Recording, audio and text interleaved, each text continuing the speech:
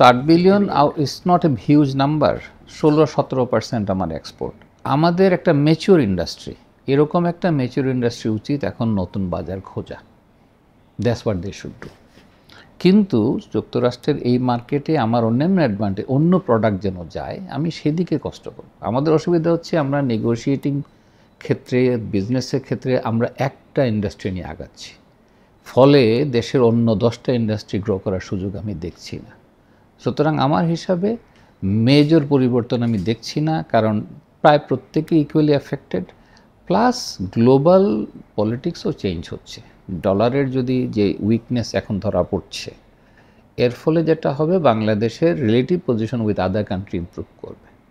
আবার আমি যদি আমেরিকা এখন কি করছে, এই 14টা কান্ট্রি বাছাই করছে, এই 14টা কান্ট্রিকে হিসাব করা মানে হচ্ছে সে চাচ্ছে পলিটিক্যালি যে এই কান্ট্রিগুলো যেন তাদের সাথে নেগোশিয়েট করে। এটাই হচ্ছে তার অবজেক্টিভ, সেপারেট নেগোসিয়েশন।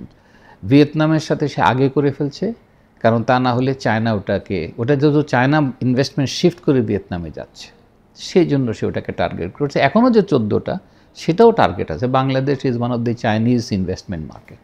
সুতরাং সে এটাকে চায়নাকে টার্গেট করে বাংলাদেশের সাথে নেগোশিয়েট করতেছে। আমার দেখা উচিত সব দিক চিন্তা করে ইকোনমি কোন দিকে যাবে। আমি একটা ইন্ডাস্ট্রিকে চিন্তা করে এত বড় নেগোসিয়েশন আমার পক্ষে না। আমি নেগোশিয়েট করব, কিন্তু আমাকে চিন্তা করতে হবে এটা করতে গিয়ে যে আমি চায়নাকে ছাড় দিতে হয়, তাহলে আমার কস্ট অফ প্রোডাকশন দেশে বেড়ে যাবে। তো চায়না আমাদের ইন্ডাস্ট্রিয়াল র ম্যাটেরিয়ালের একটা মেজর, মেশিনারিজের মেজর সাপ্লায়ার। এরকম একটা ইকোনমিকে নেগোশিয়েট করতে গিয়ে একটা ইন্ডাস্ট্রির জন্য, বিশেষ করে গার্মেন্টস ইন্ডাস্ট্রির জন্য, আমি পুরো ইকোনমিকে অ্যাট রিস্ক ফেলতে পারি না। সুতরাং নেগোশিয়েটিং টিমে আমার মনে হয় লবিস্ট বাদ দিয়ে, অনেকে লবিস্ট কথা বলবে, আমি বলবো লবিস্ট বাদ দিয়ে যারা বুঝতে পারে, ইকোনমিকে চিন্তা করে, ইকোনমিস্ট মডেলার যারা চিন্তা করে, সেভাবে আনা উচিত। কারণ এখন আমি যেটা করব, হয়তো বোয়িং কিনতে যাচ্ছি, বাট বোয়িংয়ের বাজার পৃথিবীতে সবচেয়ে খারাপ অবস্থায় আছে, পরপর অ্যাক্সিডেন্ট হচ্ছে। এখনই আমি এটা কিনতে যাব, এটাও আমাদের জন্য বড় ডিসিশন। আমি যেটা মনে করি সেটা হচ্ছে আমার চিন্তা করা উচিত দেশের সার্বিক স্বার্থে কোথায় যাব। আমি একজনকে বাদ দিয়ে আরেকজন নেবে, আমার ধারণা গভর্নমেন্ট এটা করবে না। আবার যারা আমেরিকান লবিস্ট চিন্তা করছে, তারা ভাবছে এট এনি কস্ট আমি আমেরিকার সাথে নেগোশিয়েট করবো। আমি বলবো এটাও আমার চিন্তা করে করা উচিত। সো আমি মনে করি নলেজ বেসড নেগোশিয়েশন করা উচিত। হুইমস অথবা লবি দিয়ে নেগোশিয়েট করা, কোনো একটা গ্রুপকে দিয়ে নেগোশিয়েট করা, এটা ইকোনমির জন্য খুব ভালো হবে না।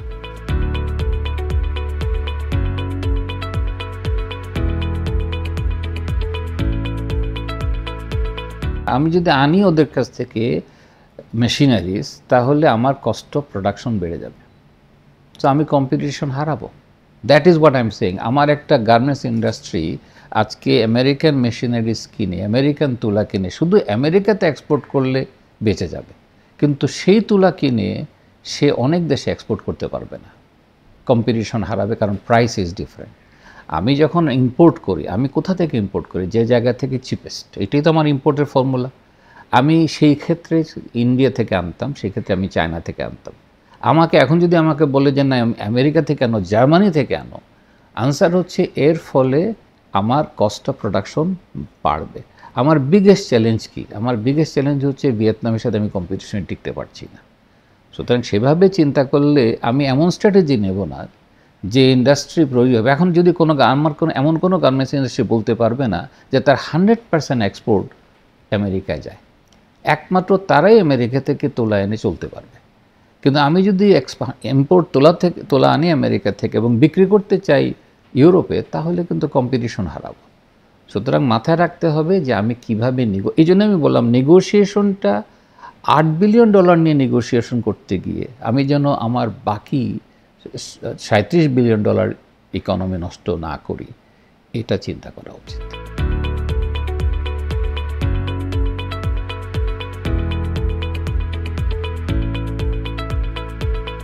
আছে, না বলবো না, কিন্তু কথা হচ্ছে সেটার জন্য আমার কোয়ালিটি অফ ম্যান পাওয়ার, গার্মেন্টসে যে ক্রাফটসম্যানশিপ দরকার।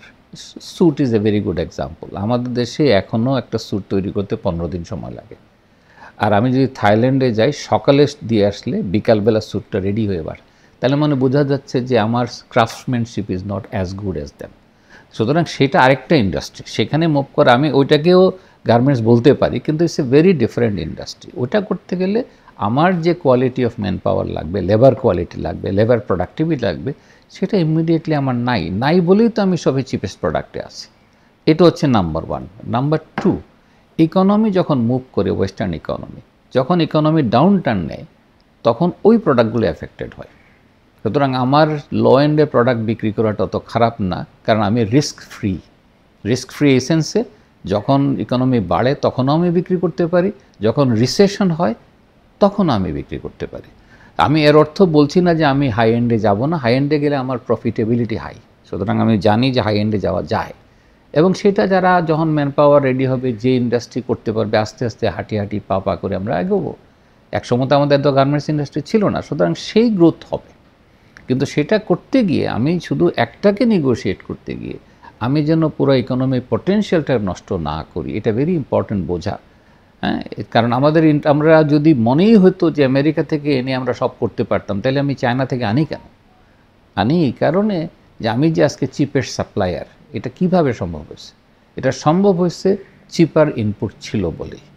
এটা হচ্ছে আমার দিক থেকে চিন্তা, কারণ আমি $8 বিলিয়ন জন্য $37 বিলিয়ন ইকোনমি নষ্ট করতে রাজি না, কারণ সেই এক্সপোর্টটা তো আমার অন্য মার্কেটে যায়।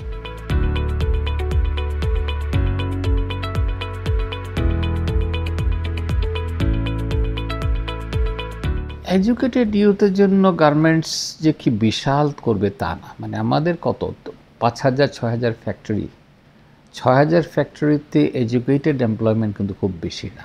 সুতরাং গার্মেন্টস সেক্টরে এডুকেটেড এমপ্লয়মেন্ট যে খুব বেশি তা না। এডুকেটেড গ্রুপটা যায় কোথায়? বাইং হাউসে যায়, এটা একটা গ্রুপ। এক্সপোর্ট ইম্পোর্টের ব্যবসাতে যায়। তার মানে আমার এডুকেটেড এমপ্লয়মেন্টের গ্রুপটা কিন্তু এটার সাথেই জড়িত, কিন্তু আমার ওভারঅল ইকোনমির সাথে জড়িত। আর সেকেন্ড হচ্ছে সার্ভিস সেক্টরের গ্রোথ।